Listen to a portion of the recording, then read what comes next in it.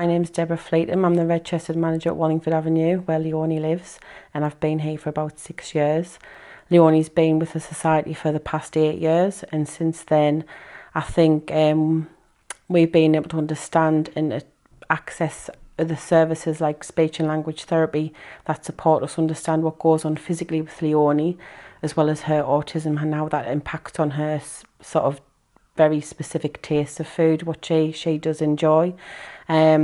Just to give you a little bit of a history with Leonie, when she was born with a floppy voice box and needed laser treatment on that when she was very young, but that did result in dysphagia problems, which means she has difficulty swallowing anything solid food. So dry crunchy foods, she would find a lot of difficulty with that and could choke on those. Likewise, any fluids, she could swallow that and they could go into her lungs, so she has been susceptible to chest infections, and at times she could have been seriously ill around the sort of the chest infections as well. But what the team have done around Leonie is obviously they've learned of having sort of professionals on board, but learned from Leonie as well. She does have a diet it's a liquidized diet, so every food she has is liquidized.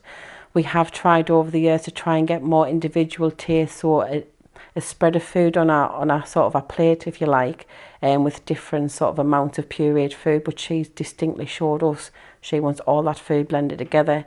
Now that might not be a common thing, but for Leonie that's her showing her preference.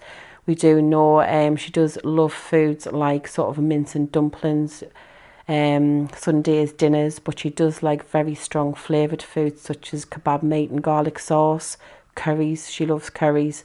So that part of the autism side of it, where you would expect sort of atypical autism to be dry crunchy foods, Leonie does actually, because of her specialised diet, it is all sort of pureed and more sort of there is a consistency there more than just the dry crunchy stuff, is what I'm trying to say.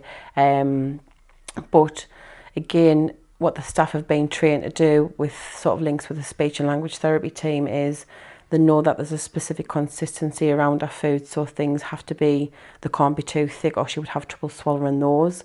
Again, a crucial thing with anybody that supports Leonie is they know they can't just give her a drink, go to the tap and give her a drink of water, because again, because of the problem she has swallowing, if that's not thickened, she can't swallow that could go into her lungs again, cause her chest infections. So another part of Leonie in supporting her, it's around her health. A lot of this obviously is sort of health related for Leonie. She has a special cup which has a slant in it, so she doesn't tip her neck back, because again that would open her airways and she's susceptible to swallowing fluids that would go into her lungs. And anything that is blended for Leonie, if she finds one little lump, it doesn't cause her an issue, but she will spit it out and we'll know that's not what she wants to have. And she, like you say, she is very sort of clear with her preferences. She will go to the fridge and get yogurts and what have you. She does love yogurts, or Milky Bar buttons, she likes those melted down. So there's clear things that she does like. So as much as you have very strong flavoured things, she's clearly got a sweet tooth as well.